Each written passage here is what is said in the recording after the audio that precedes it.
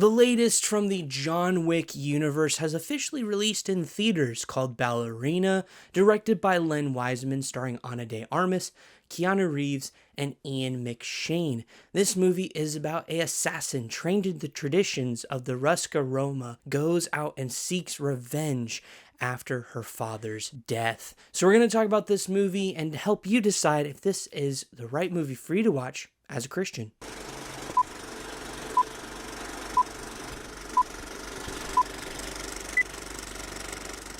Hey friends, welcome to the channel. I'm your host Tim, and we exist to help Christians live in the world, not of the world, by utilizing our convictions in the movies and shows we watch. Ballerina is rated R for strong and bloody violence throughout and some language. So we're going to go over any convictions you may have that may prevent you from watching this movie, any theological themes present, and wrap it up with my personal thoughts on the film. Without further ado, let's dive into the Christian Conviction Meter. If this is your first time here, the Christian Conviction Meter is a series of 5 convictions that may distract or hinder your relationship with Jesus. Ultimately, this is a guide, tool, and resource to help you figure out if this is the right movie for you to watch. With that being said, let's dive into our first category. And kicking things off with violence and gore here, if you know anything about the John Wick franchise or are, of course, familiar with the movies, you know that they are very, very violent. They are action-heavy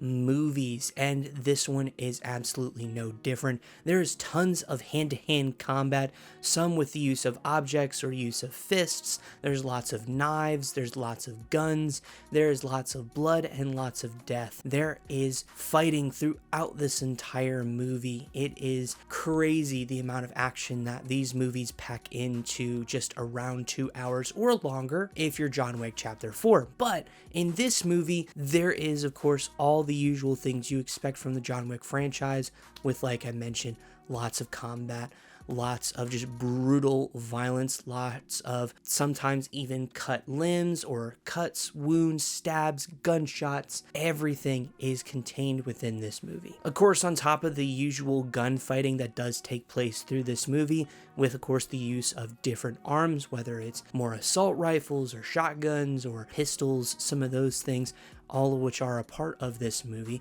There also is the use of a flamethrower in this one as well, just to add a little extra pizzazz to this one compared to, of course, the previous 4 John Wick movies, as well as the Continental series that appeared on Peacock, I think last year or the year before. I can't remember when it came out. It's been a long time. Either way, though, it's about what you expect from a R-rated action-heavy movie, and they go to the 9s with this, or in this case, to the 5s. This is a 5 out of 5 here. Our next category is lust, and I do want to say straight off the bat, there's nothing to really worry about in this movie in terms of this category in particular. There is nothing explicitly sexual about this film. There is obviously some use of some ballerina gear, hence the name, but there also is a few moments of just some cut shirts or just different things of that sort. But again, nothing crazy, nothing that would prompt this category or to have you stumble in any way, shape, or form. With this one in particular, we're going to give this a 0 out of 5. Our next category is substances, and there's maybe a few bits of alcohol surrounding the movie, but there really isn't anyone kind of drinking. It may be more kind of background material contained in this one. Most of what we do see, though, in terms of this category is going to be the use of smoking, namely cigars, cigarettes, but namely cigars. There's one character who's introduced in some of the previous John Wick movies that does return in this one that does use a cigar pretty heavily, but other than that, there really isn't much to worry about. There's no like explicit drunkenness or explicit abuse of any of the materials. It's more of just casual use.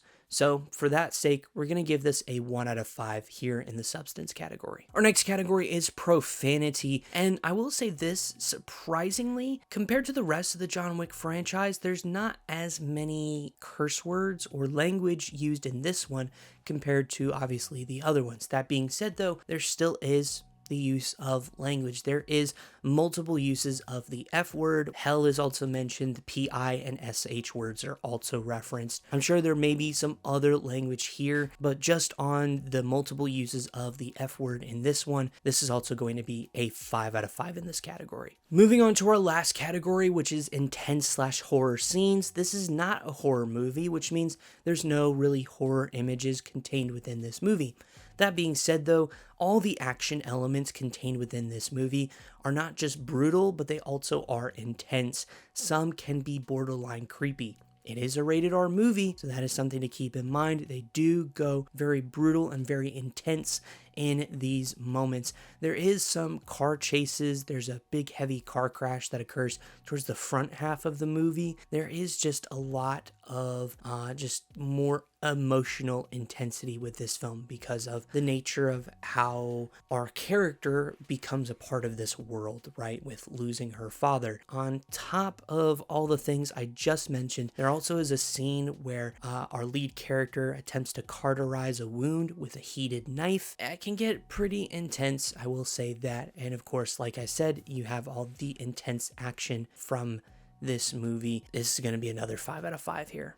So overall on the conviction meter, it's a 16 out of 25. But that being said, if anything we talked about in this section of the review compromises your conviction in any way, if you're not a big violence person or a big blood person, you don't like the sight of it, do not watch this movie. Remember, your convictions are God-given. You want to make sure that you lead with those. This is just a guide and tool and resource to help you figure out, based on each category, which ones make sense and align with your convictions. And if it does, then great. No need to worry.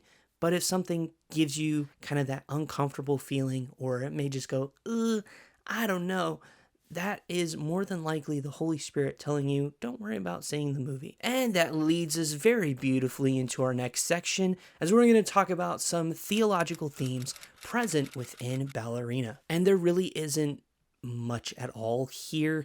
There is some cross symbolism. It's not like hyper-focused or in your face, just few things here and there. The biggest thing, though, is one of our characters, Winston, who's played by Ian McShane in the film.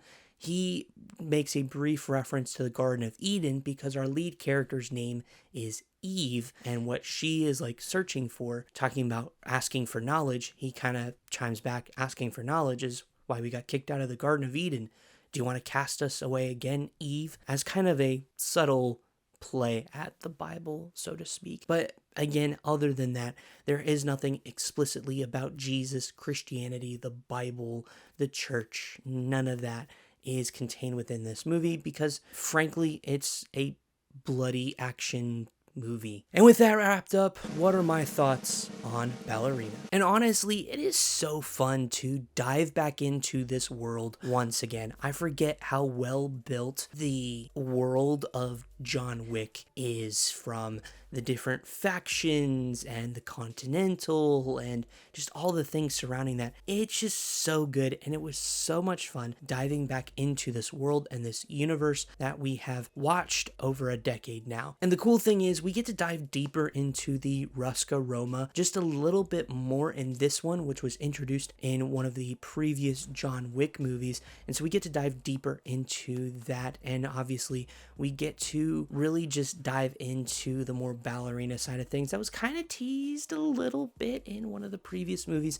So it's cool to kind of see that section of the film kind of add some more clarity. On top of that, I will say our casting here is overall solid. It's great to see Ian McShane reprise his role, and it even is cool to see Lance Reddick once again reprise his role, even though he passed away a few years ago.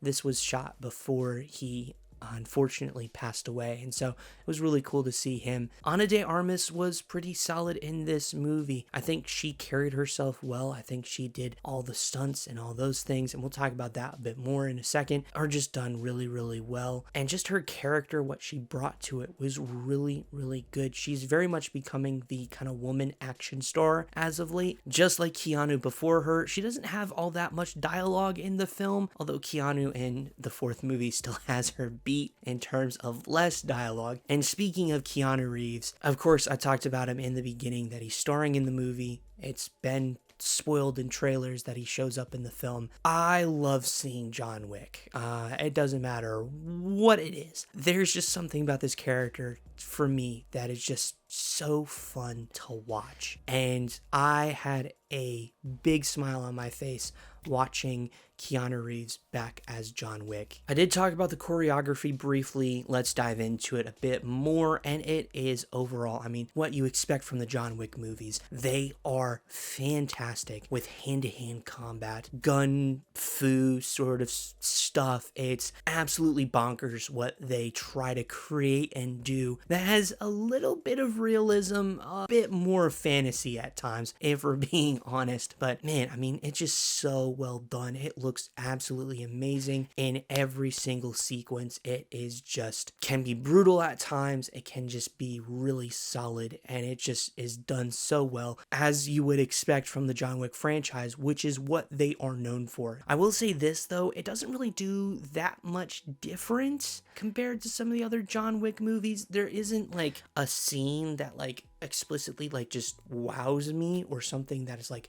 oh my gosh, that's amazing. There's one in every other John Wick film, and this one I feel is lacking that sort of thing. Now, I will say this, there is a flamethrower scene that is pretty cool, but at the same time too, it's cool, but it doesn't like wow me, especially when you have in John Wick Chapter 4 with the like firework gun, whatever the heck it was, that kind of does the same thing, regardless of its quote-unquote unoriginality.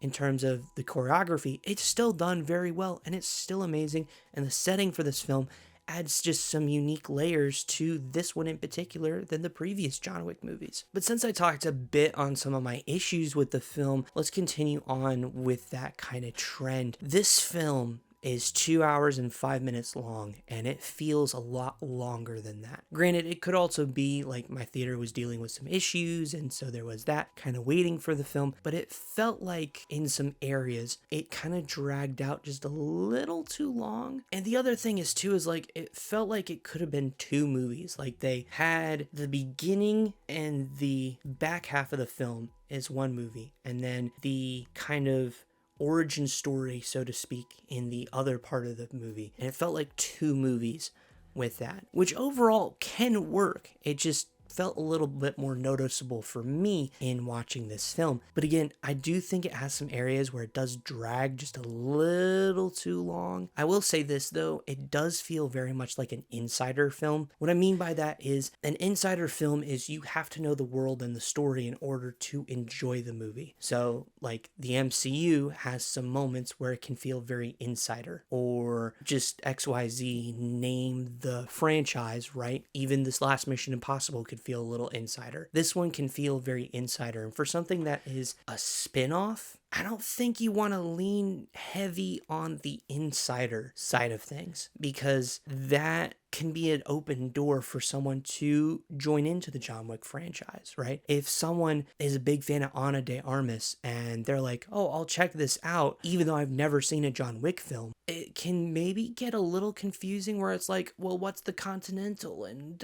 what are the rules, right?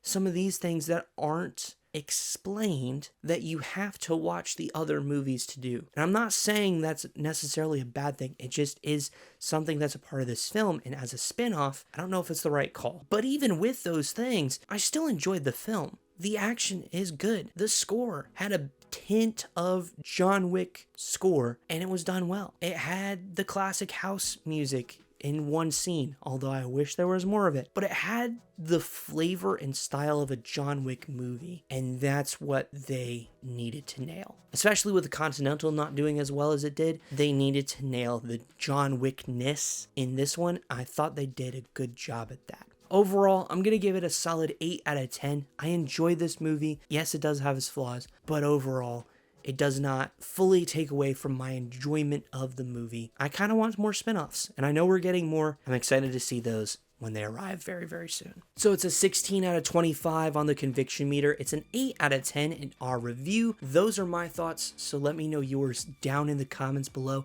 Let's chat all things about the Ballerina in the comments. Let me know what you thought on the movie or just the John Wick franchise in general. And while you're down there, consider hitting that like and subscribing for us, joining our community here on YouTube.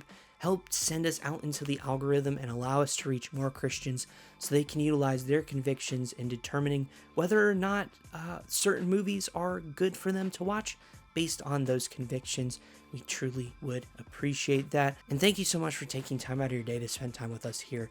It truly means the absolute world. Thank you, thank you, thank you. Before you go, there are a few video recommendations over here that YouTube is recommending to you. I have no idea what they picked, but here they are over there. Feel free to join us on those videos. I'll see you all in the next one.